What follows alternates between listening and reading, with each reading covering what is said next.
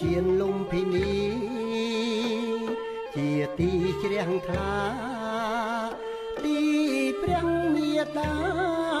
ប្រសូតបុត្រថ្លៃអោឈានលំពិនីជាទីជ្រះថ្លាទីព្រះមេត្តាប្រសូតបុត្រថ្លៃបរមពុទ្ធិសត្វពុទ្ធិញាណយាយដឹកនាំសត្វថ្លៃចេញចាក់ទុកខា